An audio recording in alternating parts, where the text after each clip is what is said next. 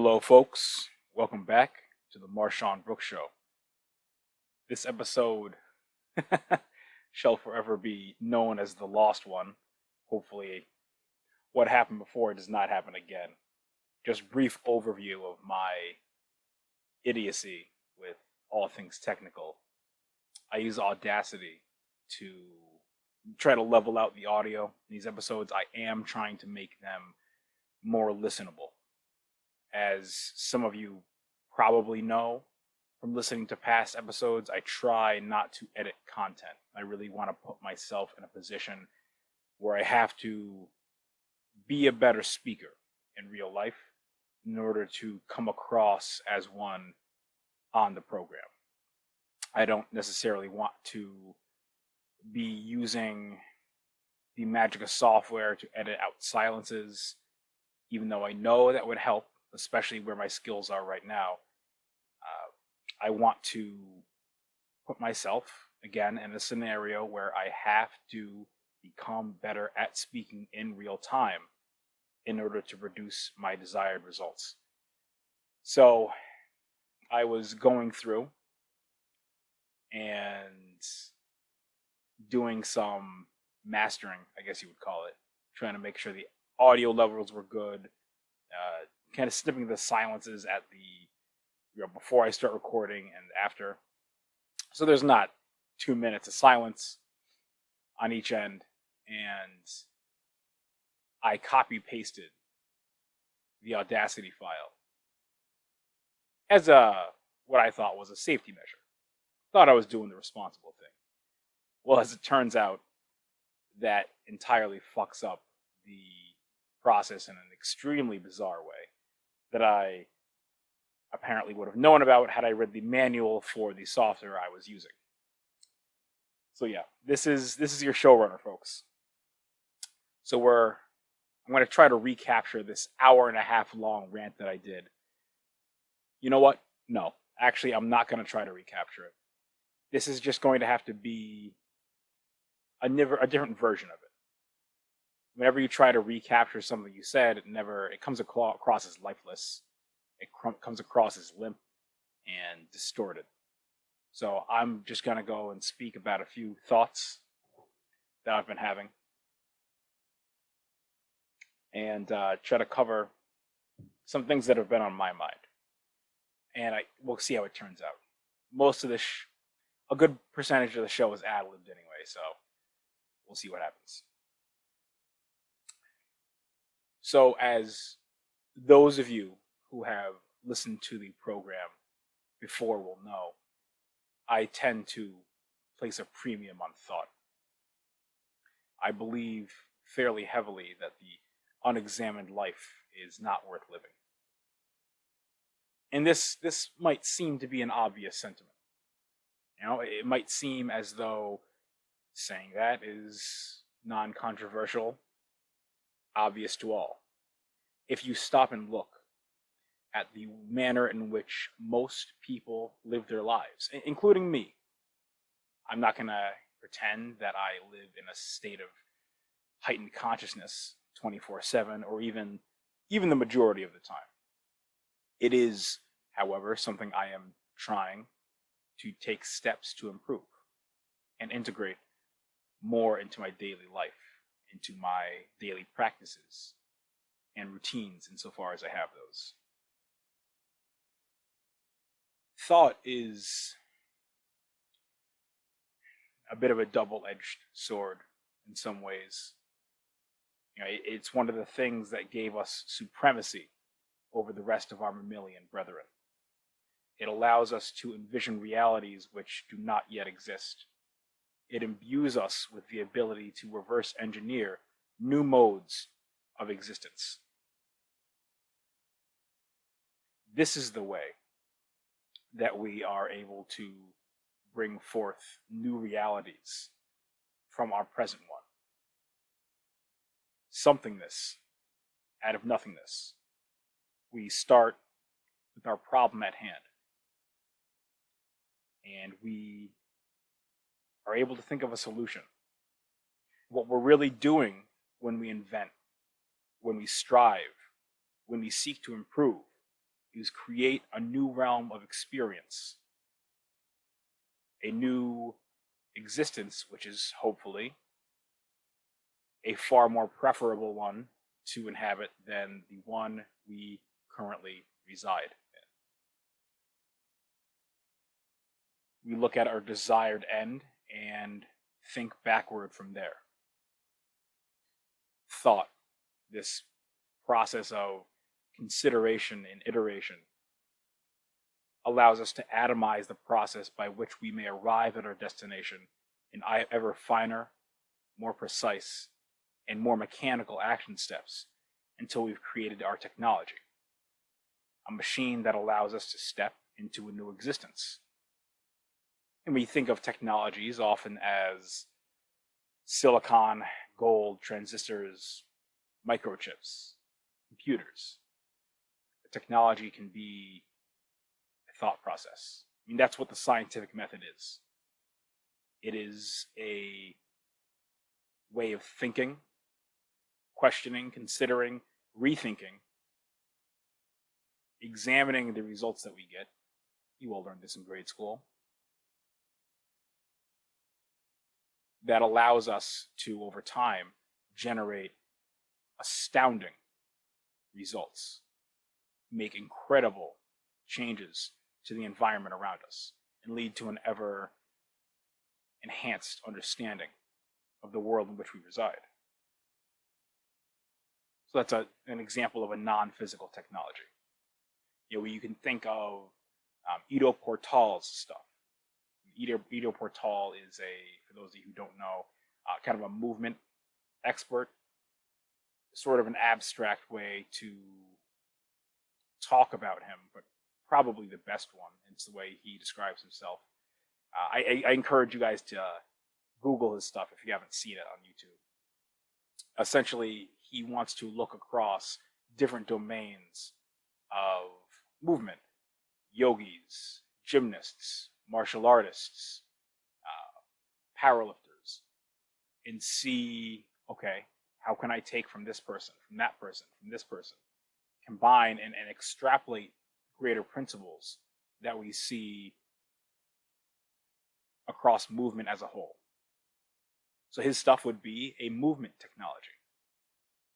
It's a manner of moving through the world embedded within one's nervous system, not necessarily a package you can just buy. Martial arts are the same way. You're not going to be able to just buy, contrary to what some instructors might want you to believe, prowess and a skill set. It's something that must be ingrained within you. So no matter what these technologies might look like, whether they be a computer, whether they be something more mechanical like a bow and arrow, or some sort of spring-loaded machine, whether they be something as simple as a knife, a spear, a sword. These technologies, each in their own way, allow us to inhabit and move through the world in a way previously not possible to us. And in doing so, step into a new existence, a new reality. When I find someone who has something interesting to say, people you've heard me allude to on the podcast in previous episodes, Seth Godin, Eric Weinstein, people like that. I'm not just interested in their prose and their presentation. I'm not just interested in their accomplishment. I find myself drawn to their operating system, to the technology behind the results they've been able to generate in the past. You see, it doesn't really much matter to me what theorem somebody was able to come up with, or what book someone was able to write, what interesting conclusion they were able to come to, if I'm not really on any level conscious of how they got there. See, that's really, I believe, where the juice is. And absolutely, pick the fruits of their labor. If they've produced something of value, read their book, read their articles, use their theorem, use their whatever equations they've produced, if that's relevant to your field. But far more valuable is starting to understand and intuit the thought process that allowed them to arrive at that conclusion. You're then able to acquire not just a fish, but a fishing pole. So, when I find myself interested in their accomplishment, I want to dig a little deeper, figure out what makes this person tick, what sort of factors were involved in them getting to where they are, to them developing their expertise, their worldview, the way they navigate through our planet and our reality. What shapes their reality? I want to understand the pattern of computation that brought them to one or more of the interesting conclusions, the things that brought me in, drew me in to them in the first place. I want to internalize their OS through repeated exposure. And the goal, if there is one, is to be able to step inside their experience insofar as I'm able. To be able to reliably explain a given phenomenon in a manner similar to what they would. Understand their reasoning and the cognitive tools they most commonly default to. That's really the test of when I've gotten to a point where I understand this person to a degree, as much as you can understand someone that you haven't met. When I can look at something in our world, maybe it's a sociological event, maybe it's some political discussion roaring, maybe it's a physical phenomenon, maybe it's a philosophical question. Whatever it might be, when I reach a point of understanding this person where I can see it through their eyes, explain it in a manner they might. Let's think of an example. Jordan Peterson. I've spent an irresponsible amount of time listening to his lectures, his interviews, investigating his operating system, the way he interfaces with our reality, the set of cognitive tools and frameworks he uses, what subroutines are running in the background of his operating system. So, each of us has dozens, thousands, millions maybe, of tiny little programs running in the background of our mind all the time. Some of them helping us keep our balance, some of them helping us not to run into objects when we go to tie our shoe, in order to not have to think consciously of, all right, I put the rabbit through the hole and I bring it around the tree, like you did when you were 5. The brain creates a habit. It creates a program, a subroutine that it then can just execute, making the entire process a lot less cumbersome, freeing up mental RAM for other tasks. That's why, when you were 5, it took a lot of effort to do something as simple as tying your shoe.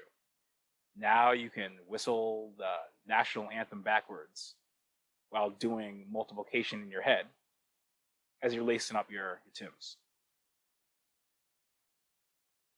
So, each of us has subroutines like that, ones that regulate and allow for basic safety, physical navigation through the world. But then we also have programs that we use, what we would call mental models. For Jordan Peterson, Some of his big ones are Big Five theory of personality and Jungian archetypes. If he were looking at, giving his analysis of a film, and he's done this with a lot of Disney movies, he often would default to discussing it in terms of an archetypal structure. He would view Pinocchio as a story in which a boy coming of age is attempting to rescue his dying father from the belly of the whale. I think that reflects Peterson's own journey with Christianity. As a very rational person, he's trying to not throw the baby out with the bathwater. Seeing that he is a very religious man, but there's not necessarily any physical evidence of the deity that the faith professes or believes in. He does not want to just throw out the entire religion. He wants to take and maintain what is good within it and carry that forward to rescue his dying father from the belly of the whale. Big Five theory of personality. He'll use this one a lot when he talks about sociological or psychological phenomena. Why two partners might get angry at one another when one always does the cleaning up. If one is marginally, just slightly higher in trait, what is it? Orderliness. Conscientiousness, there we go. And then conscientiousness is fragmented into orderliness and industriousness. If one of them is slightly higher in that personality trait, just a little bit, they will always be the one who snaps and cleans up first. And even though the difference in that personality trait between the two people in the couple isn't that big, the result is that one person feels as though they're carrying an unfair burden in the relationship because they do all the cleaning. When really, the other person might have been just about to clean that thing up. It didn't bother them as soon as it bothered their partner. So these are some subroutines, some tools, some technologies that Peterson and his operating system will utilize most frequently.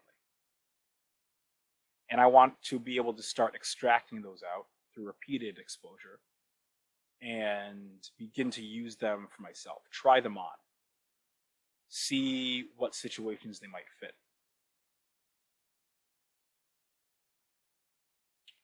I find a great way of getting the kind of exposure that I'm looking for is to watch interviews.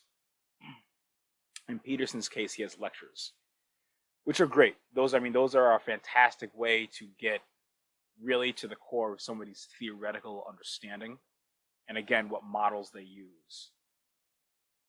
The benefit of interviews is that they have enough variability to allow me to see a person problem solving on the spot in real time. When it's just a monologue, say Peterson pacing back and forth on a dramatically lit stage doing his biblical lecture series, I'm not really seeing him be presented, maybe in the Q&A section, but even then, with challenges, with novel stimulus that he has to find a way to navigate in his own cognitive environment. And when things go unpredictably, even if it's not a combative situation, I'm not necessarily given to watch debate. I think it's often intellectually disingenuous, and I'm not really interested in that.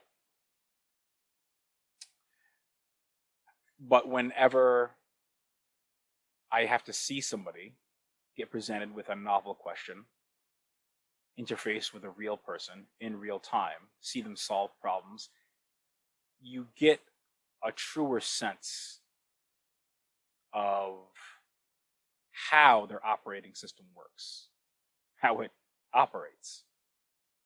in a somewhat chaotic environment. It's like sparring in martial arts. It's all great to drill. I mean, you have to drill, and when an instructor is going over a theoretical understanding, the physics and biomechanics behind a certain movement. These are the frames, levers, and wedges, these simple machines that we're creating through different positioning of our body. This is the fulcrum. This is the lever arm. I'm creating these moment arms by creating these angles with my body relative to his. That's all fantastic, and that is necessary.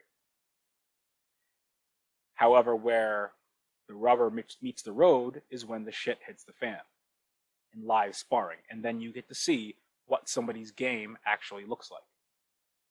And they can say one thing when we're doing the theory part of class, and their game might look completely different when they're confronted with some 280-pound gorilla, and they have to really bring their A game. Interviews often bring a nice balance between the two. They have enough consistency so I can spot the patterns, and I might see a person repeat themselves. Very often, not every interview is completely different. Many interviewers ask the same set of questions, or at least sort of questions. And if a person that I'm interested in repeats something several times in several different scenarios and several different interviews, I might start to find that it's important to that person that I'm trying to understand, and therefore important to the operating system that I'm trying to internalize. And with that repetition, I can track what cues that person to activate a certain subroutine. What is the cue that drives the response? James Clear, writes about habit loops, and those are two of the steps. So he says, each habit, and I think habits are just another sort of cognitive subroutines. He writes each habit is composed of really 4 steps, 4 components. Cue, that's the thing in your environment or your experience. It could be, if we give some solid examples, it could be I feel tired. Next step, we have craving. So craving is when I start to look for a solution to the problem that I am presented with. I feel tired. I want to not feel tired. So I can do a few things. That's our response. Cue, craving, response. The response is the behavior we end up engaging in to solve the problem that we were presented with. I feel tired. I want to not feel tired. So I either have a cup of coffee, take a nap, eat something sugary that gives me a short-term boost in energy, or do a workout for 20 minutes. So I have 4 options. The reward at the end of the day, that's the 4th step, cue, craving, response, reward, is presumably not feeling tired. And depending on which of those 4 responses I chose, now my future might look fairly different, especially when that behavior is iterated over hundreds and thousands of repetitions. So when I see, how that person responds to a given cue and what cues give a certain response, that helps me start to intuit what engages those habit loops, what activates those subroutines, what those subroutines are.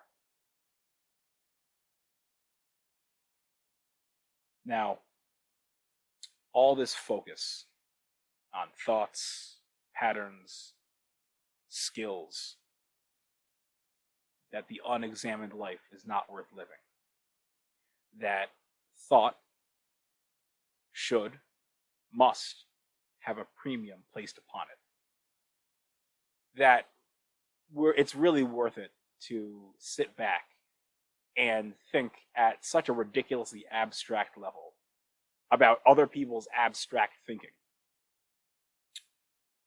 All this comes from a deeper belief. You see, I made a bet a long time ago that prowess can beat predisposition. I'm not talented at anything. I'm not smart. I'm not particularly athletically gifted. I'm not good looking or charismatic. I wasn't born into money. Without talent at my disposal, I've invested my energy into hacking, into understanding the why and the how in a way that will allow me to sway outcomes in my favor. I want to take unorthodox approaches and shed preconceived notions of what the right way, so-called right way, is, and in doing so, try to give myself an edge over a field of competitors with greater innate ability than I have. If I tread the same path that they do, this very linear, sequential, stepwise process, doing things the traditional way, then I find it very unlikely that I'm going to be able to generate the results that I need to generate. As I said, in a field of competitors vastly more talented, predisposed than I am, with fewer roadblocks in their way, hurdles maybe, than I have. Some people, not me, as you'll hear, some people dislike how hackable some of Skyrim's mechanics are. Skyrim is, if you don't know what Skyrim is, I'm astounded, but I'll explain for the sake of hopefully the minority here. Skyrim is a fantasy role-playing game. It's the fifth in a series of games called the Elder Scrolls series. And it's kind of set, you can imagine, in like a medieval setting. Swords, horses, that kind of shit. Yeah. So in a game like that, you'll have some of the mechanics that you'll expect. You have a massive open world, very beautifully animated, especially for the time. You have magic system. You have potions. You have spells. You have smithing. You have swords, arrows, stealth. All these different skill trees that you can build up, make your character class any hybrid of those that you want. Now, some of these skills can be used together. So you can, this is when I found this out, this was like a game breaking or game making element, depending on your point of view. You can smith a pair of gloves. You go to the forge, you get some smithing experience points from making this pair of gloves with like bits of metal on it, leather, heavy duty.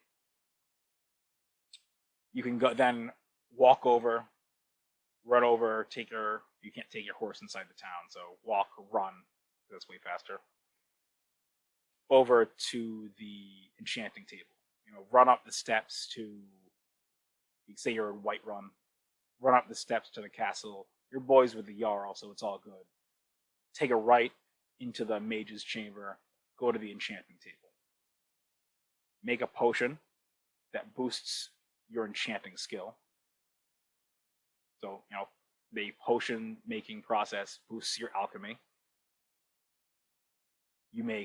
With that skill, you make a potion to boost your enchanting. Go right over to the enchanting table and enchant those gloves with that temporary enchanting buff that you have with a smithing boost. So now you're able to make a stronger enchantment than you would be able to at baseline because you have this potion active. You use that to enchant the gloves that you just made. While you're wearing them, you're able to make stronger weapons and armor than you usually can. So you head back down to the forge. Take a left turn out of the room, say peace to the Jarl, go down the steps, go back to the forge, wearing your gloves, make another pair of gloves. Now remember, your smithing is boosted. So now not only are you gaining more experience from doing this, but you're making stronger equipment. So now you make another pair of gloves, slightly higher level this time. You repeat this process. Run back up, pop a potion, enchant, wear those now stronger gloves, repeat the process again. And with each iteration, the boost you get is bigger and bigger and bigger and bigger and bigger. It's like an exponential curve. And then you repeat that process until you get just absurdly strong results. You're able to make these ridiculous potions. You're able to make these absurd enchantments. You're able to make this ridiculously strong armor. I absolutely love that the game allows this. You see, some people view it in terms of a gameplay sense, that this constitutes a misbalanced or mismanaged game design. However, if those three abilities, enchanting, alchemy, and smithing, existed in the real world, that would be the most sensible way to use them. You take Skyrim as a model for life. Obviously, there's swords, horses, and magic. Suspend your disbelief for me, people. All right? Let's just consider that you had those abilities in our reality. I think you'd likely see something similar to what you do now. Separate fields would silo information. There was a series of lectures that Rob Sapolsky, he's a biologist out of Stanford University, he kind of started the series off and was talking about this tendency of professions to silo information and terminology. He told a little bit of a joke or anecdote, if you will, and said, why did the chicken cross the road? Well, the anatomist says that the chicken's rectus femoris pulled out its tibial tuberosity, causing extension at its knee joint and forward motion in the sagittal plane. The biologist said that the chicken's olfactory glands detected a hormonal change via pheromone secretion in the female chicken that indicated that she was in estrus and proceeded to engage in a copulation strategy, mating ritual. The psychologist says that the chicken stuck in an earlier stage of Freudian development went to go exact some strange complex, some ego complex that had developed earlier on in its cognitive stages. You see the point that I'm making. Each one of these professionals, each one of these fields, will view things through the lens they're most comfortable with using, that they're most adept with, that they've had the most practice with. And they're not necessarily wrong. All of those things are happening. None of them are false, but none of them are completely the truth. So when we choose to specialize and choose to march up the ladder in the food chain inside one of these silos, we gain a deeper understanding of that one aspect of reality to the expense of others, necessarily. We grow more adept at using one lens tinted a certain color, and we start to believe that means the world is that color. Because my lenses are tinted blue, maybe I can perceive certain objects that match that wavelength more precisely. However, it creates a distorted perspective of what the entire picture is. A simplified viewpoint of very, very complex reality that we inhabit. And we see this within Skyrim. The mages go to the mages' college. The smiths stay at the forge, handing down family trade secrets generation to generation. The enchanters, they pass down their techniques one to the other, in black cloaked ritual. We see, even like getting into the mages college wasn't hard in that game, but it was kind of a pain in the ass. You got to go all the way out there. It's kind of hard to get to at first. You can't fast travel there yet. You got to go up this big hill and summon this demon to prove that you belong there. It was a whole task. They would dangle credentials in people's faces to justify astronomical tuition costs and draconian gated entrance requirements. Again, we see this with our entrance exam into the Mages College.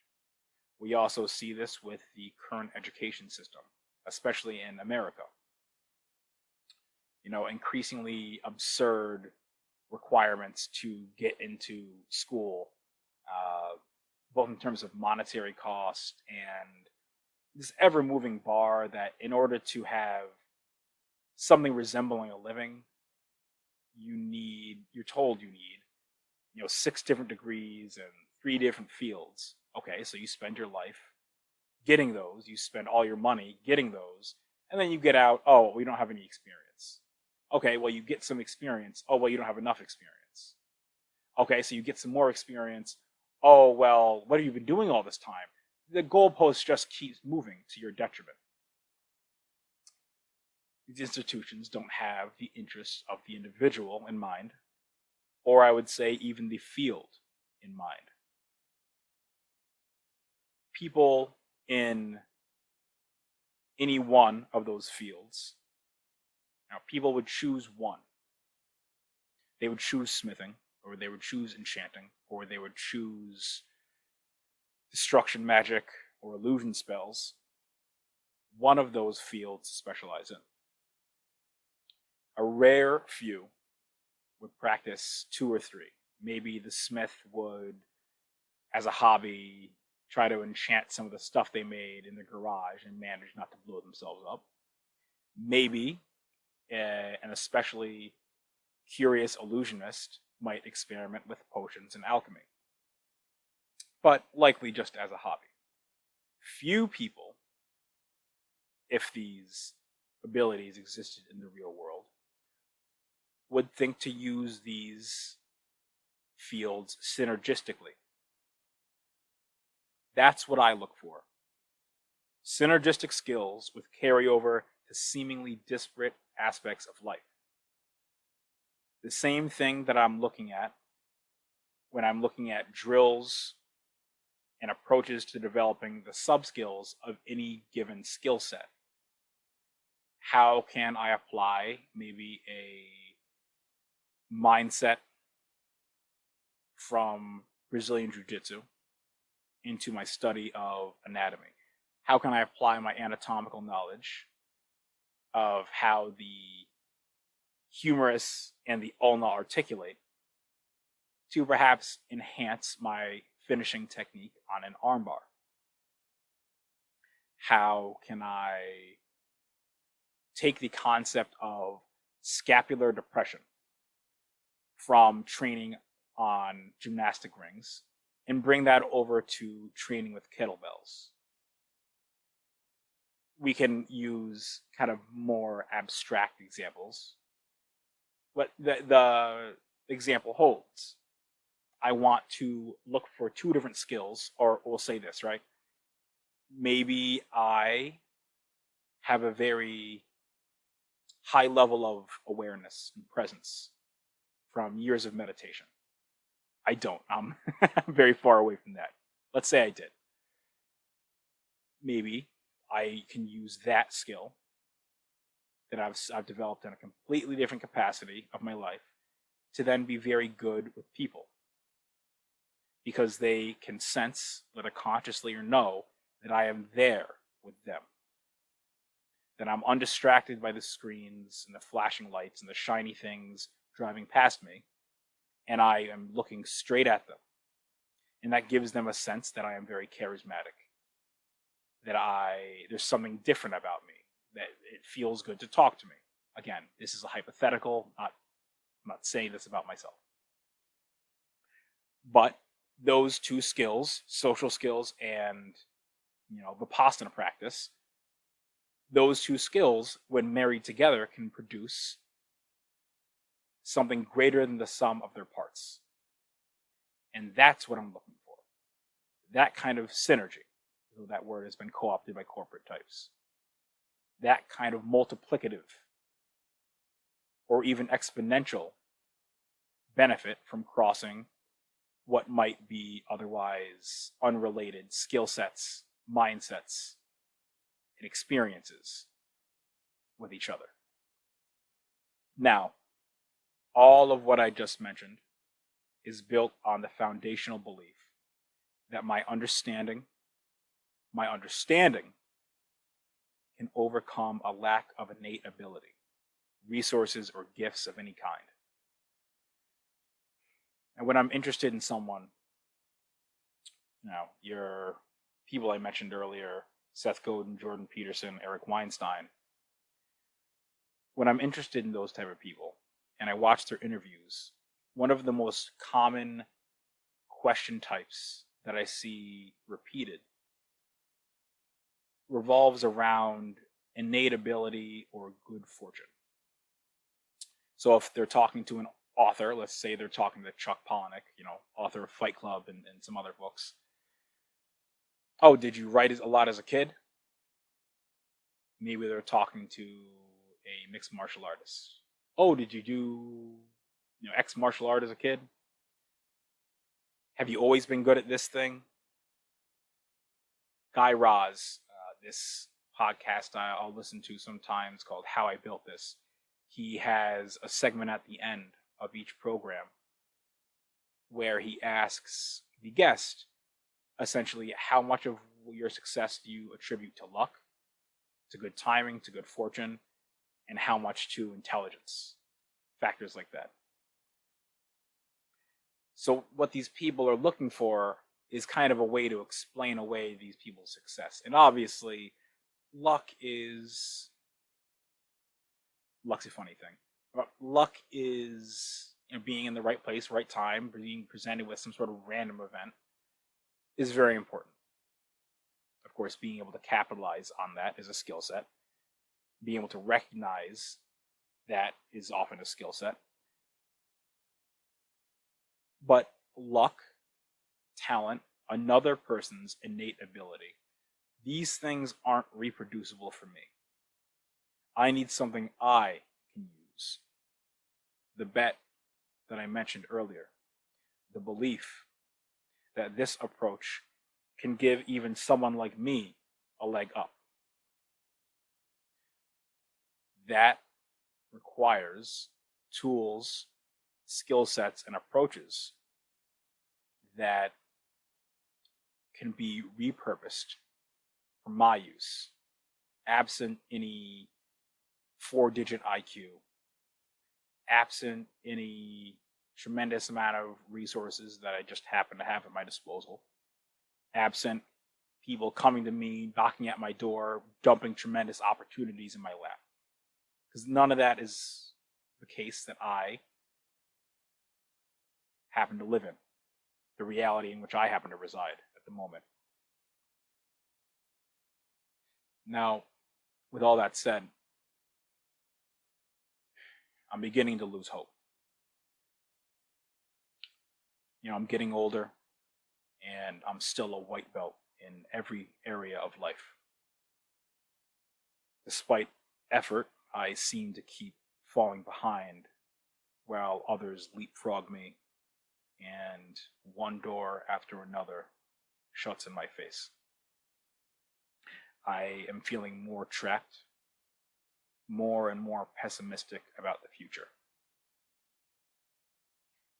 I have less and less hope, less and less faith that my bet is going to pay off.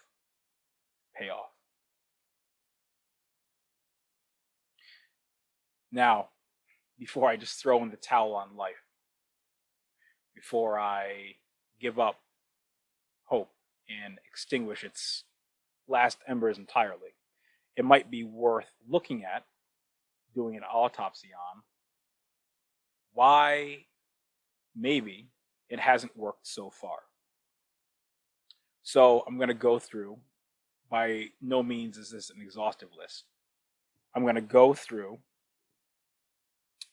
a series of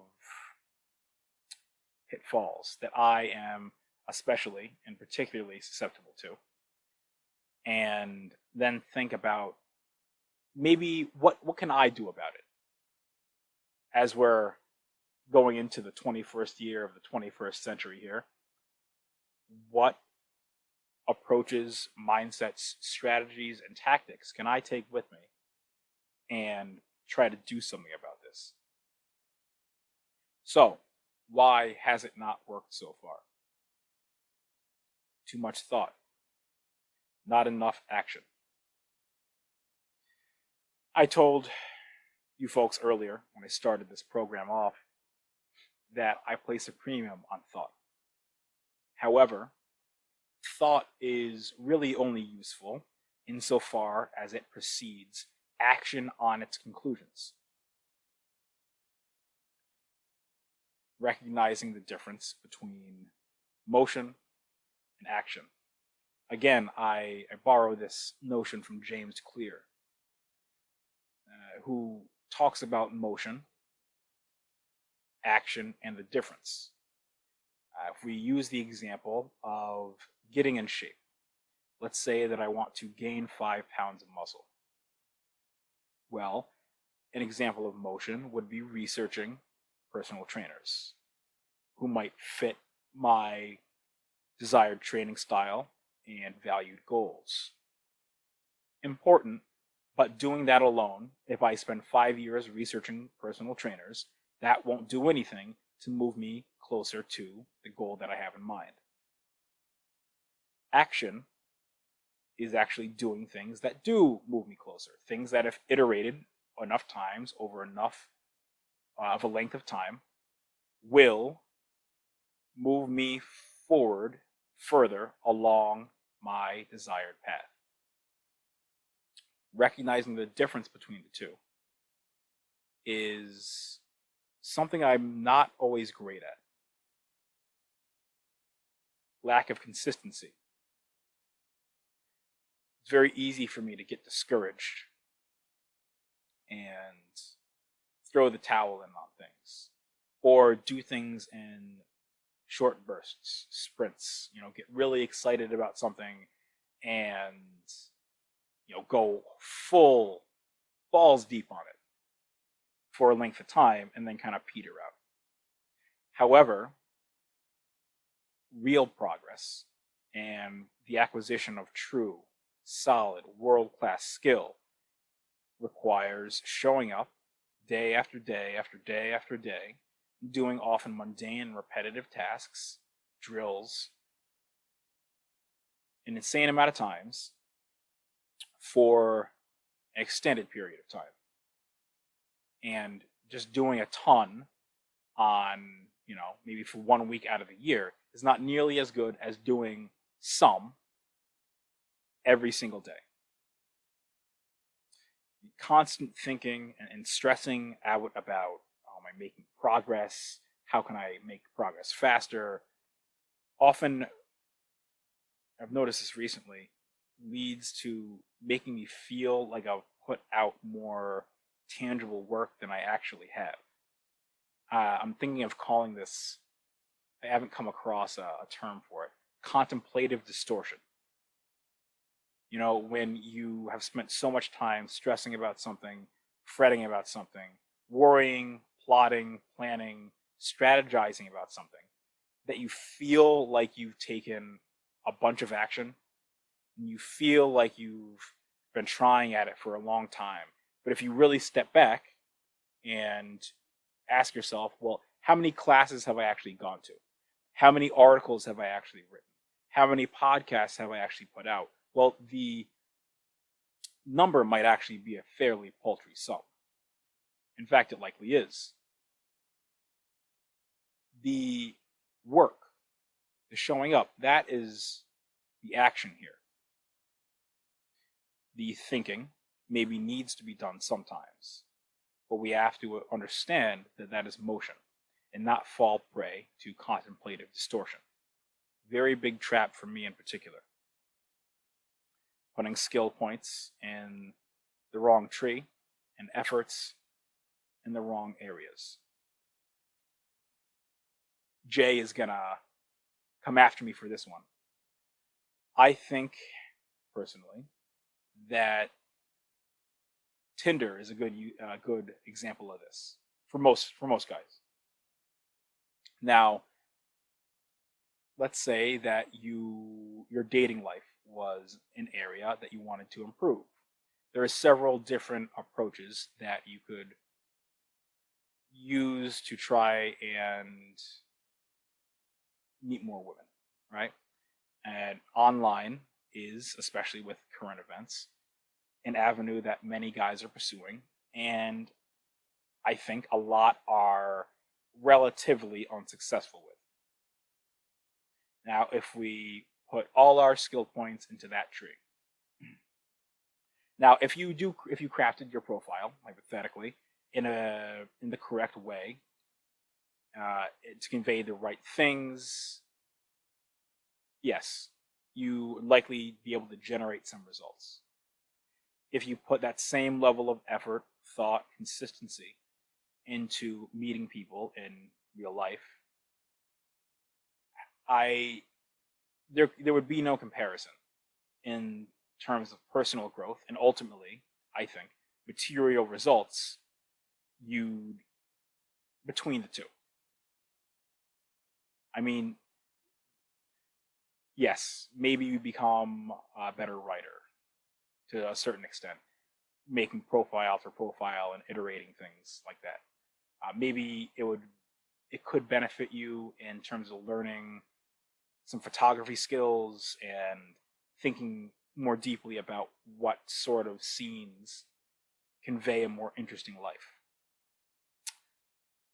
However, being able to ad lib in a high stress situation, being able to improv in real time when your heart rate is through the roof and you're in a potentially very embarrassing situation, learning how to not take things so seriously, how to deal with rejection, how to step through your apprehension and nerves and move with agency through the world.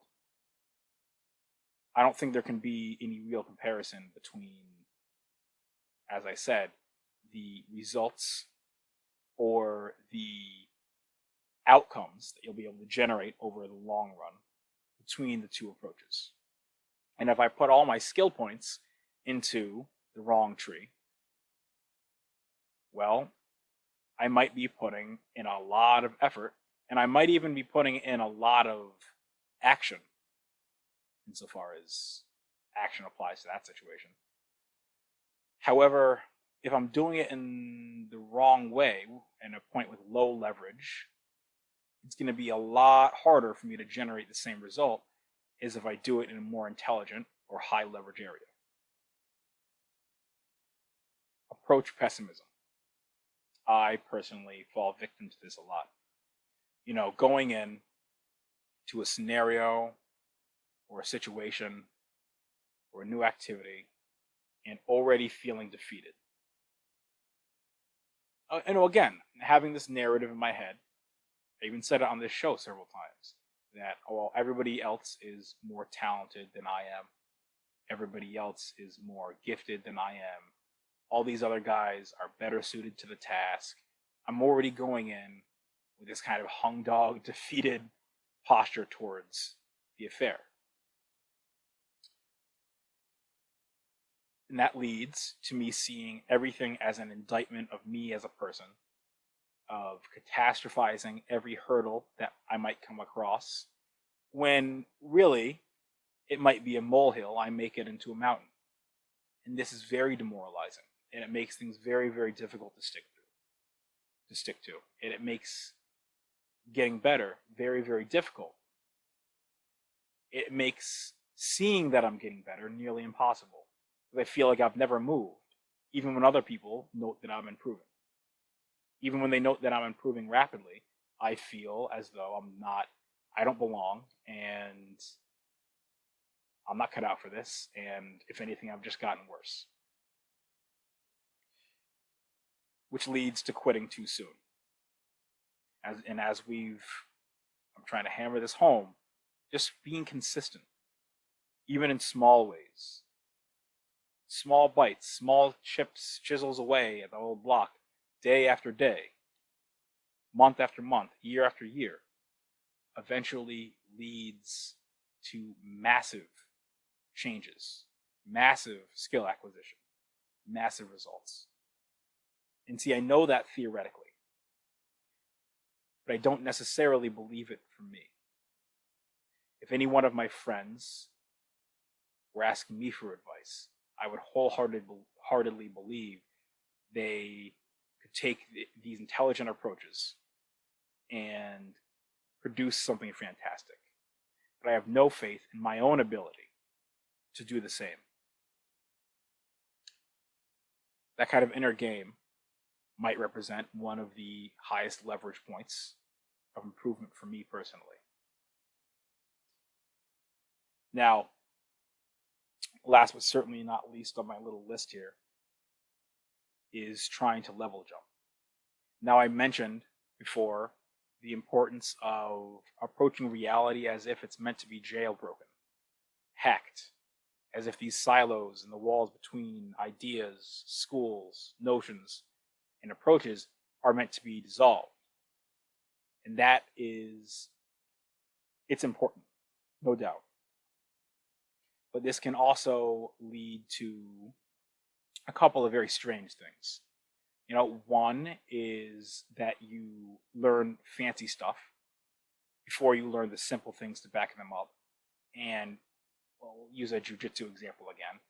If you try to start learning like this weird, flying double backflip into a triangle choke, maybe you get really good maybe learn one or two setups, maybe you learn how to pull it off with decent percentage against lower level opponents.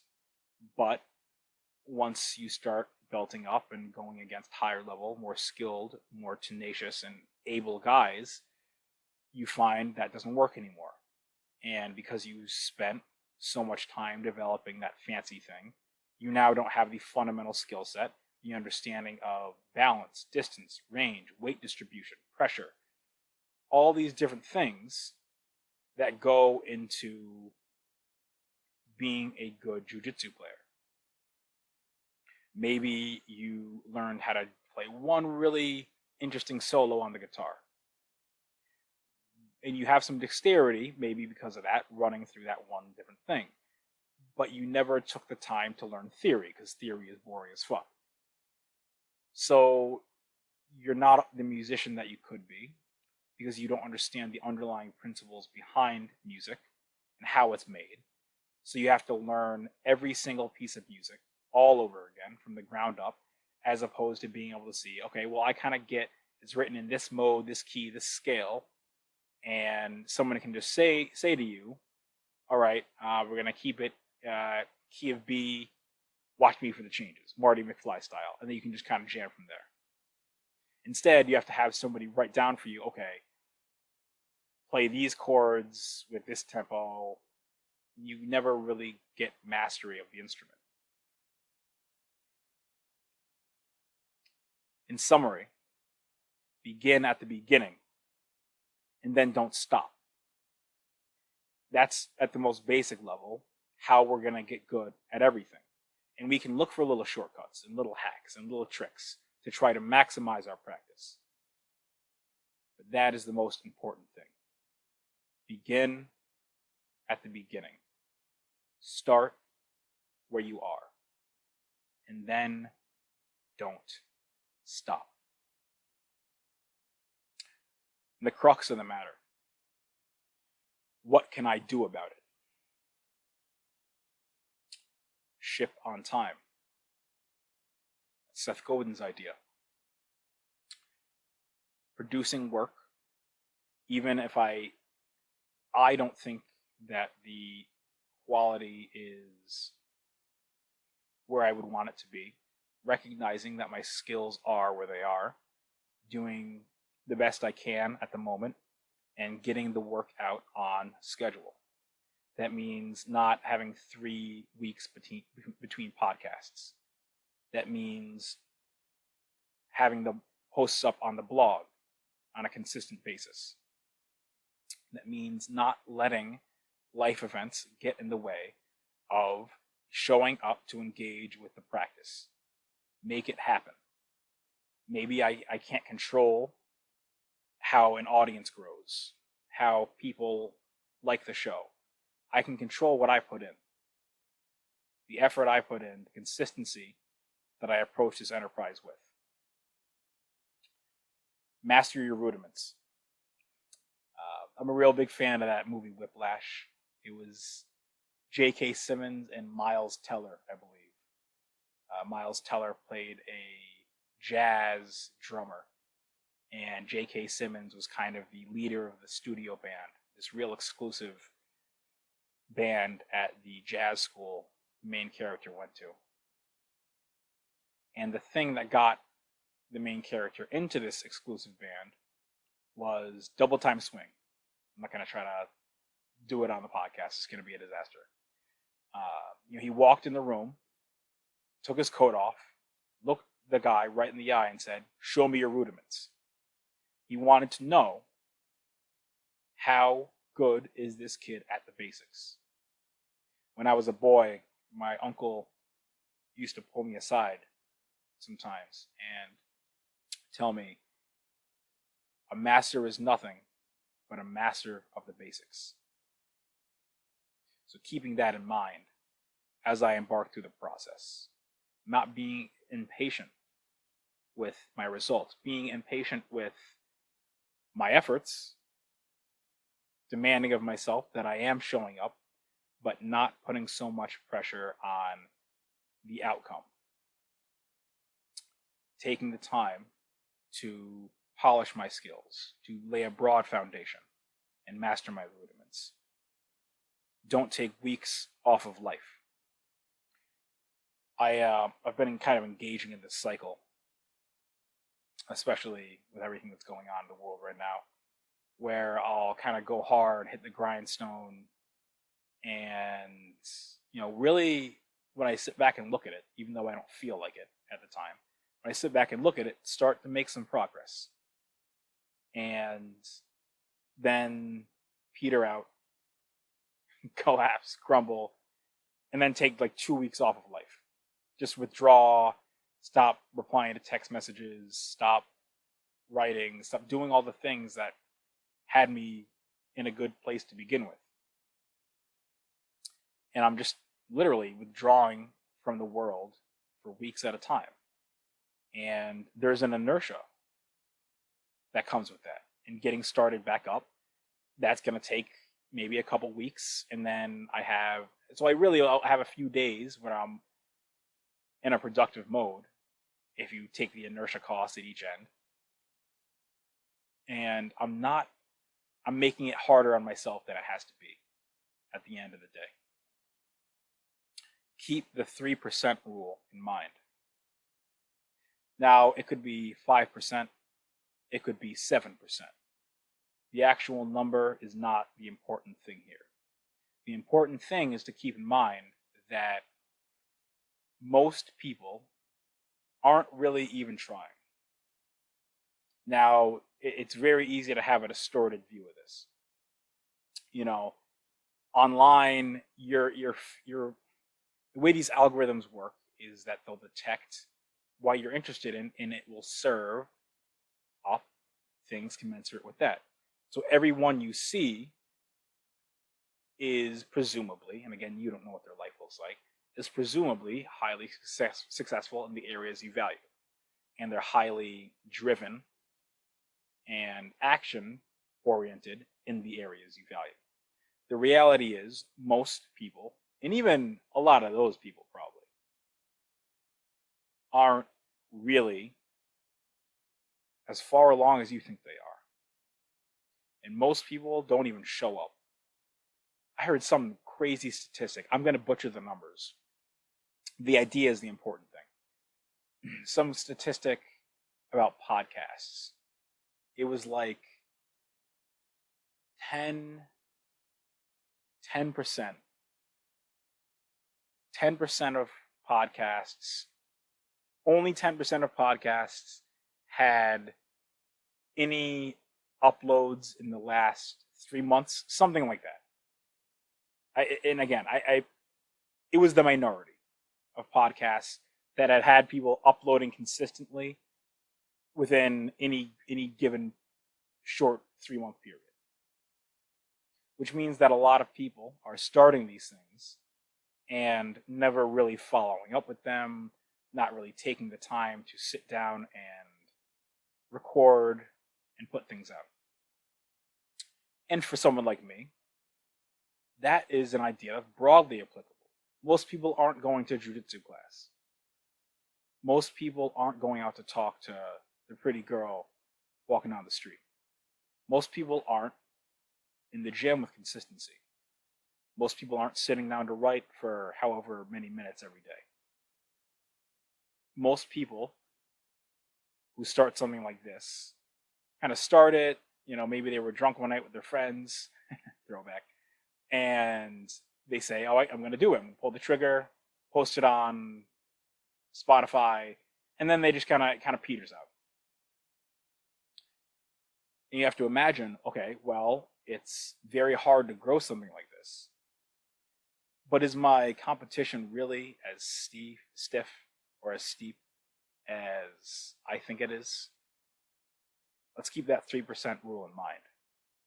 Only 3% of people are actually even showing up to try in the first place. Direct your awareness outward. For somebody that's so internally focused, for somebody that directs so much of their energy and so many of their resources kind of inward towards these shitty little movies that I play in my head. These narratives, a lot of which aren't helpful, about how I'm not progressing as much as I should be. I'm not as far along in life as I have to be. Everybody else is doing better than I am. Look at what this person's doing. Look at what that person's doing. And they have more money than you. They have more success. Taking a minute, stepping back, using that Vipassana, that tool set. That's a whole other episode we could do. Directing my awareness outward to the temperature of the air against my skin, the slight breeze against my scalp, the weight of my feet on the floor, of my seat against my back. Taking the time to really connect with what is, which dovetails us into our next. Rewiring those corrosive loops. We all have these thought loops that we play on our mind on a continuous basis that really don't help us, don't serve us. Judgments about other people, but I think mostly judgments about ourselves. And the first step as far as I've found, to making a change is to being aware of them, to be able to recognize them. A lot of times we walk around in a trance state and we think, all right, well, that little voice, that little man in my head that says mean things, that's that's just how it is. But being able to step back and recognize that you are not your thoughts, you are not your feelings, you are not your emotions. That is the ego consciousness speaking. That's a tool that's meant to work for you, not against you. Being able to reach a level of awareness where you could see that, maintain that bit of separation, and then begin to redirect, rewire those loops to work in your benefit and in your favor. See that inertia is necessary.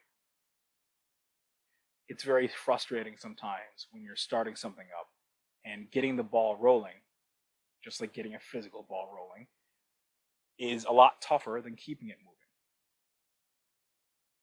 Just like stopping it is a lot tougher than just keeping it moving. And when we have a habit that we want to stop engaging in, we want it to stop right away, right now. I need to make a change. That's it. I'm rolling my sleeves up. I'm getting to work. When we have something that we want to actively start to do, we will beat ourselves up about not making progress fast enough, about not making it happen fast enough. That inertia is a necessary part of the process. Without inertia, there'd really be no momentum. If a change happened as soon as we made an alteration in our behaviors, then there would be no stability or stasis to our being, which means that our skills would evaporate. The attributes we worked so hard to attain would disappear the moment, the instant we stopped engaging in the necessary habits to maintain them. The benefit that I want to focus on here of that inertia is that we get momentum. We can get in shape, go out and have a donut, and then not instantly get fat. Let's have some gratitude for it and recognize it as a beautiful part of the process. It takes as long as it takes, and rushing costs time.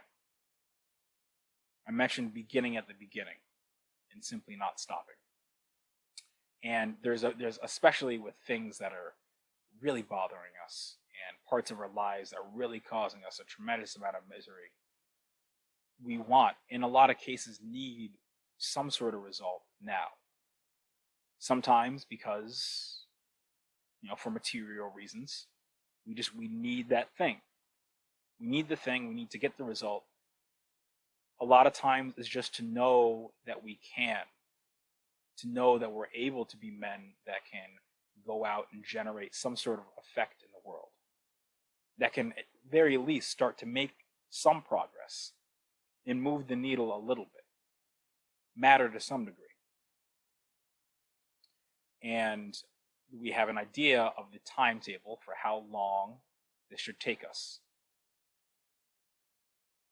By definition, it's going to take as long as it takes, and stopping is the surefire way, the most certain way to ensure that you never get there.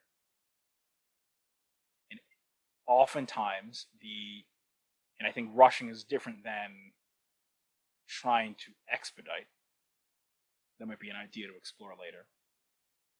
Rushing things, trying to do things before we're ready, or jump between levels, skip steps in the process, that just costs us time in the long run, a lot of times even in the medium term. Shortcuts end up being long cuts into your life. Chop wood, carry water. When you're on a new program, I'm about to start Simple and Sinister. in a bit. I'm doing some preliminary patterning work. I'm just about to start kettlebell training, and simple and sinister. Pavel's routine is only 2 exercises: Turkish get-ups and kettlebell swings, day in, day out. This, no doubt, might be mundane after a while. The Zen tradition is that there's a lot of times where guys would literally be chopping wood and carrying buckets of water for years, years, with presence and awareness before they would have a moment of insight and realization, a breakthrough.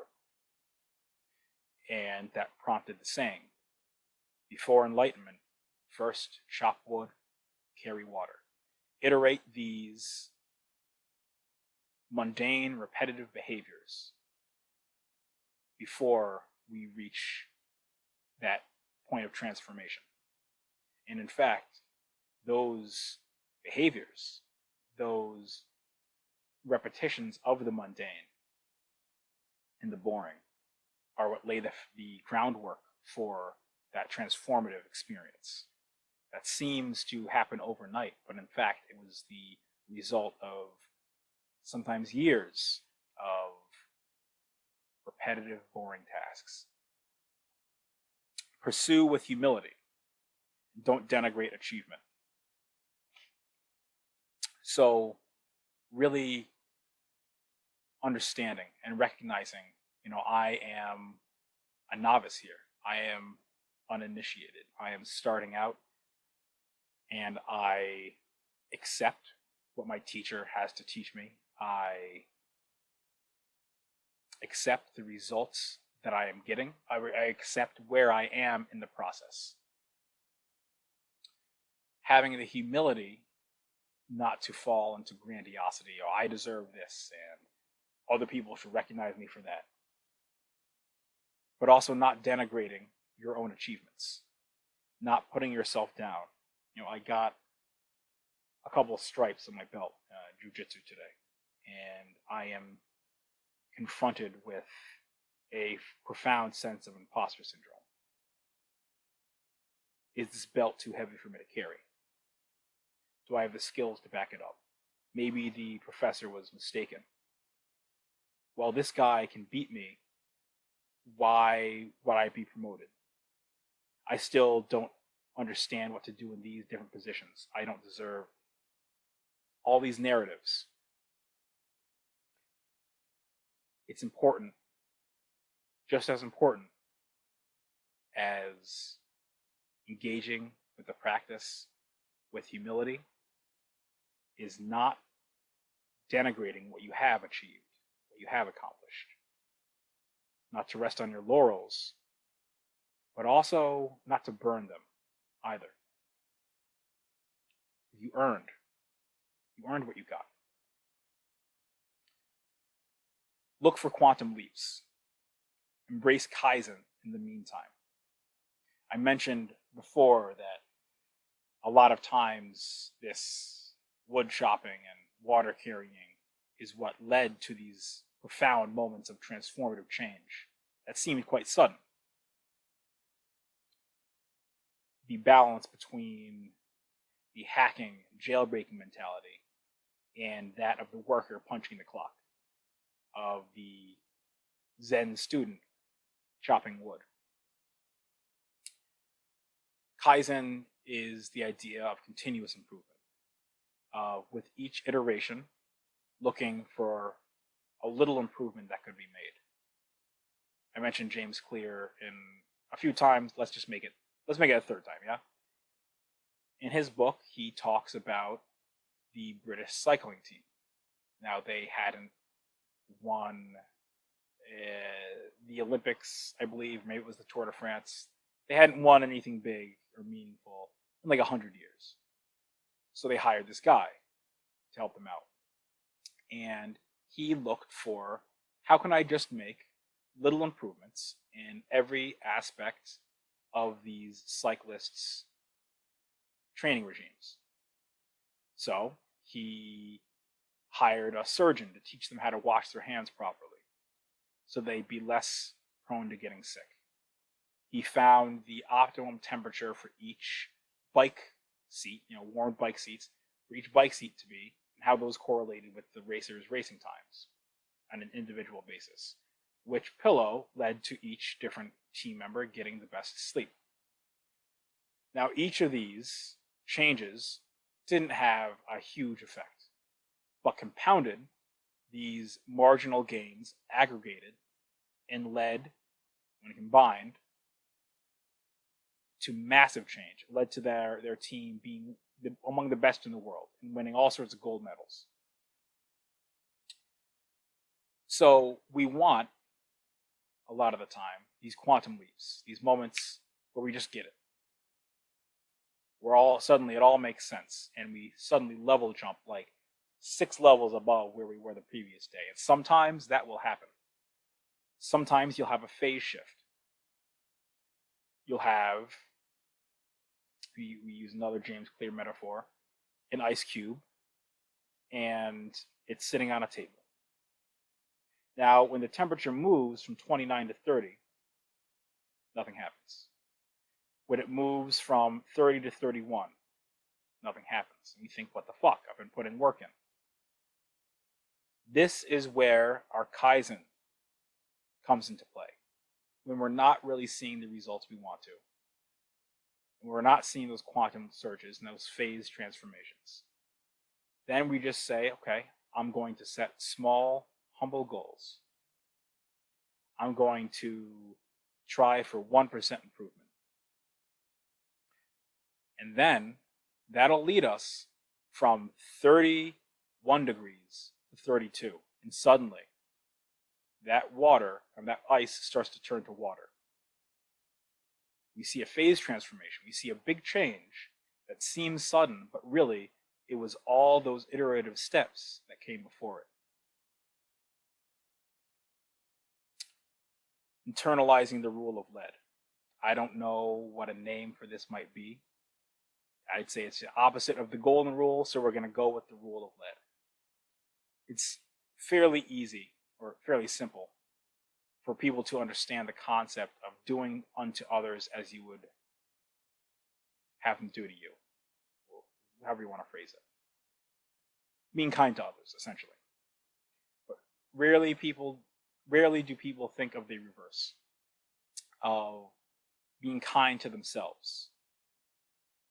Nobody on this earth is as aware of your flaws, your shortcomings, every fucked up thought, every dastardly inclination, every lie you ever told, all the times you got drunk and said some shit you shouldn't have, every time you couldn't get it up with the girl from the bar, every time you dropped the ball and no one was around to see it, but you knew.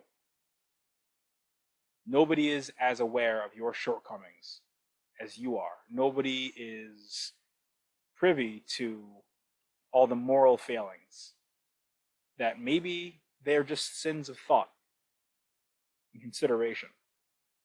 But you know they happened regardless. And therefore, nobody is as big a critic of yourself as you are. Nobody is as harsh towards you as you are. And it is important to have discipline, to have high standards for ourselves. But flagellation and self-abuse and narratives that tell you that you're not good enough and you'll never achieve anything and everybody else is better than you and you don't deserve this, those aren't useful. Those aren't skillful, and those are not often true. Take some time to sit with that. I'm serious. This is important. Take some time to sit with that. Consider what the source of these narratives might be. And start to do some work. Tinker around. Change it. This is a process that will take years. Decades, maybe, depending on the level of trauma that you have. but it may be one of the things that helps undo the log jam and leads to the avalanche of improvement that you've been looking for. When a beginner gets beginner's results, all is as it should be. When we're starting out, and I'm starting out in a lot of things. Like I said, I'm a white belt in life. When we're starting out and we're not at a point of mastery yet, we're by definition getting the results that a novice would get. Maybe I'm not tapping all these people that I want to be tapping in jiu-jitsu. Maybe I'm getting flaked on by girls whose numbers I got. Maybe I can't play these chord changes at a certain tempo on the guitar. And I think this shouldn't be happening. I should be doing this and I should be doing that. And by definition, the results that you have right now are what you should have. The results that you're getting are the perfectly calibrated sum of the experience you've had, the choices you've made, the decision-making process you've engaged in. And you're working on improving that. And if you're working on improving that, you're already in the top 3% of guys. You're already one of the rare few who are actually trying, actually showing up. So don't get down about it. Don't quit. Recognize that beginners are supposed to get beginner results. That's what makes them beginners. And if you just start where you are, accept where you are, but keep trying to improve, you will.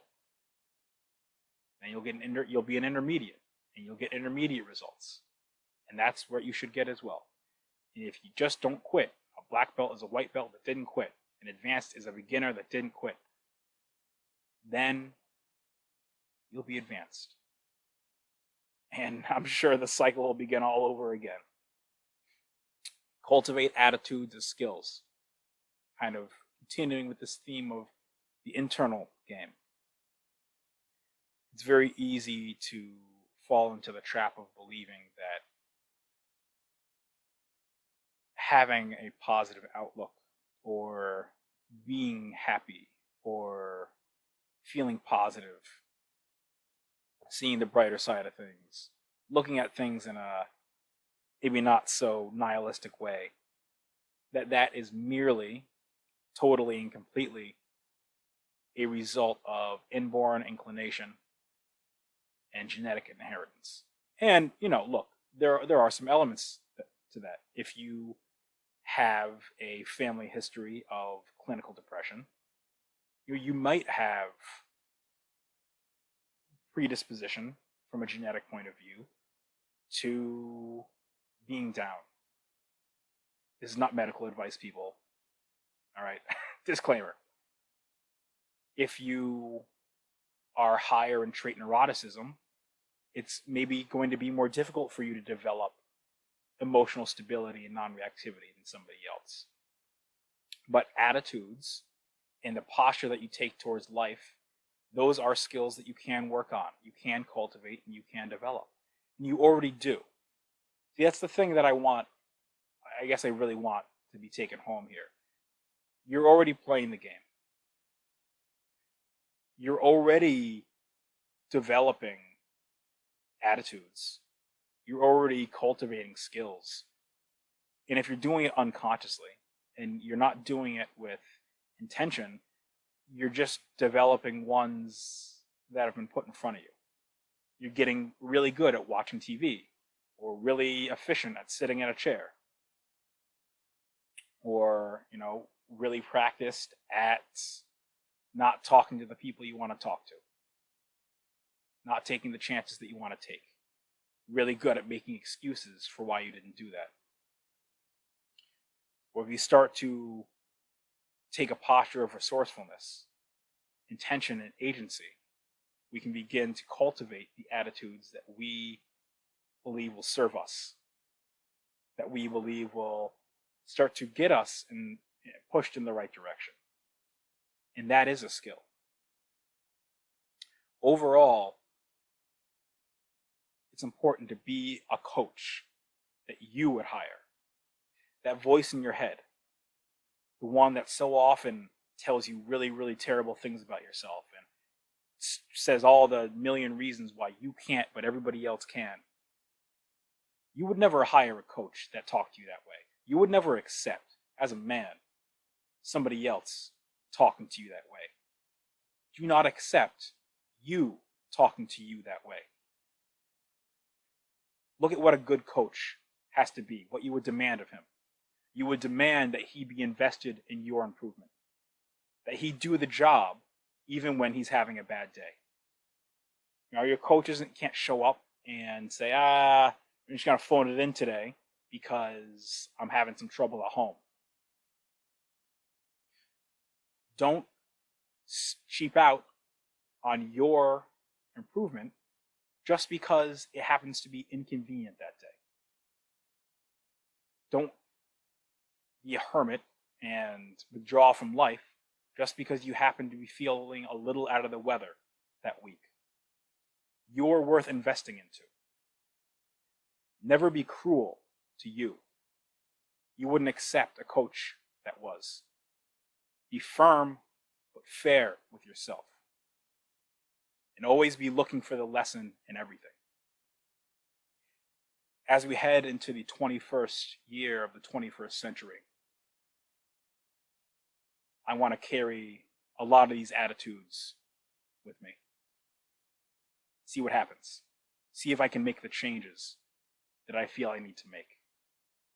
Start asking ourselves the big questions. Like Uncle Iroh said, who are you? What do you want? I'll talk to you folks next time.